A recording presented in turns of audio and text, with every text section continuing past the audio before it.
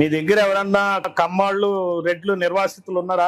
ఉండరు. వాళ్ళు మనల్ని నిర్వాసితులు చేస్తారు. మీ పక్కనే కమ్మలు ఉన్నా గానీ వాళ్ళు భూములు తీసుకున్నారా?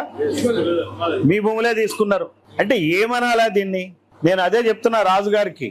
లోపల కమ్యూనిస్ట్ ఉన్నాడంటే నేనంటున్నాను కమ్యూనిస్ట్ కాదండి, ఇది కుల వివక్ష. ఈ కుల వివక్ష ప్రభుత్వాలు ఎస్సీలను దోచుకోవాలా, బీసీలను దోచుకోవాలా, ఎస్టీలను దోచుకోవాలా, ముస్లింలను దోచుకోవాలా. ఇదే పని. ప్రతివాడు ఒక్కొక్క వాదంతో వస్తాడు. అభివృద్ధి అంటాడు, అదంటాడు, ఇదంటాడు. అభివృద్ధి అంటే ఏంటి? ఎవడన్నా వచ్చాడు అనుకోండి మన ఏరియాకి అభివృద్ధి అని అంటే అక్కడ భూములు గుంజుకుంటారని అర్థం. అది అర్థం చేసుకోవాలి. అభివృద్ధి అనగానే మనం అభివృద్ధి పడిపోతాం అనుకుంటున్నాం. మనం కాదు, వాళ్ళ అభివృద్ధి. ఎవరండి? ఎవరి అభివృద్ధి అది చెప్పండి. ఎవరి అభివృద్ధి చెప్పండి. వాళ్ళంటే ఎవరు? ఎవరు వాళ్ళు? ఎవరిది? గట్టిగా కమ్మారెడ్లదే. వాళ్ళ అభివృద్ధి కోసమే ఇది మనల్ని మన భూములు గుంజుకుంటున్నారు అనేది ఇది మనకు తెలియాల. అప్పుడే మనకు అర్థమవుతుంది. పోలవరంలో ఆదివాసీ భూములు పోయేది ఎవరు?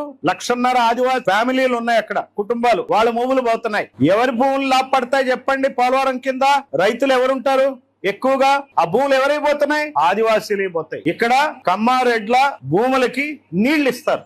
నిన్న వెళ్ళాం ఒక ఊరు, దళితులు 24 కుటుంబాలకి 48 ఎకరాలు ఇచ్చారు 40 సంవత్సరాల క్రితం. ఇప్పుడు దాన్ని గుంజుకుంటున్నాడు ఎంఆర్ఓ. వెంటనే సేద్యం లేదట. అక్కడే వాళ్ళు జీడి మామిడి తోట ఉంది, మామిడి తోట ఉంది, కొబ్బరి తోట ఉంది, అన్ని తోటలు ఉన్నాయి. సేద్యం చేయట్లేదని భూమి గుంజుకున్నాడు. 48 ఎకరాలు తీసేసుకుంటున్నాడు. అంటే రైతు కూలీలు చేస్తున్నాడు. మనల్ని రైతులు చేయటానికి భూములు ఇచ్చారు అంతే కదా. ఈ మీ భూములా? ప్రభుత్వం ఇచ్చిన భూములా? ప్రభుత్వం ఇచ్చిన భూములే కదా. మీకు ఎందుకు ఇచ్చారు? రైతులను చేయటానికే కదా. కాదా? అంటే ఈ ప్రభుత్వాలు ఎట్లా తయారైనయో చూడండి, ఎంత అన్యాయం చేస్తున్నాయి.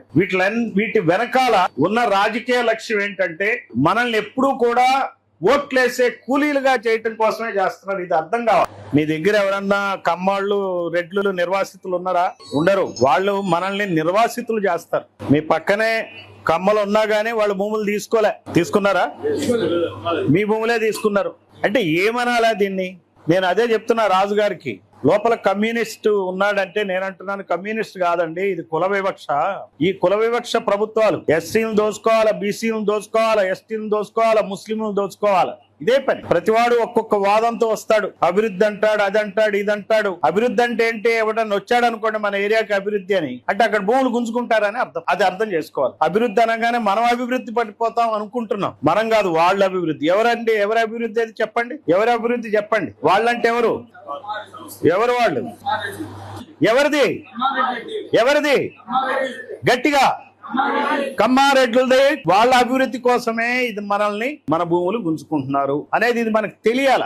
అప్పుడే మనకు అర్థమవుతుంది. పోలవరంలో ఆదివాసీ భూములు పోయేది ఎవరు? 1,50,000 ఆదివాసీ ఫ్యామిలీలు ఉన్నాయి అక్కడ, కుటుంబాలు. వాళ్ళ భూములు పోతున్నాయి. ఎవరి భూములు లాభపడతాయి చెప్పండి? పోలవరం కింద రైతులు ఎవరుంటారు ఎక్కువగా?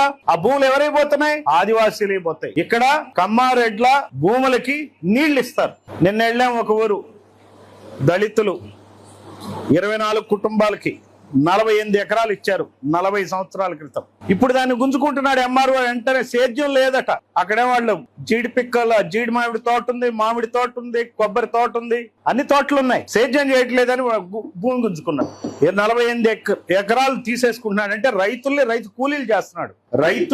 మనల్ని రైతులు చేయటానికి భూములు ఇచ్చారు అంతే కదా. ఈ మీ భూములా? ప్రభుత్వం ఇచ్చిన భూములా? ప్రభుత్వం ఇచ్చిన భూములే కదా. మీకు ఎందుకు ఇచ్చారు? రైతులను చేయటానికే కదా. కాదా? అంటే ఈ ప్రభుత్వాలు ఎట్లా తయారైనయో చూడండి, ఎంత అన్యాయం చేస్తున్నాయి. వీటి వెనకాల ఉన్న రాజకీయ లక్ష్యం ఏంటంటే మనల్ని ఎప్పుడూ కూడా ఓట్లేసే కూలీలుగా చేయటం కోసమే చేస్తున్నారు. ఇది అర్థం కావాలి.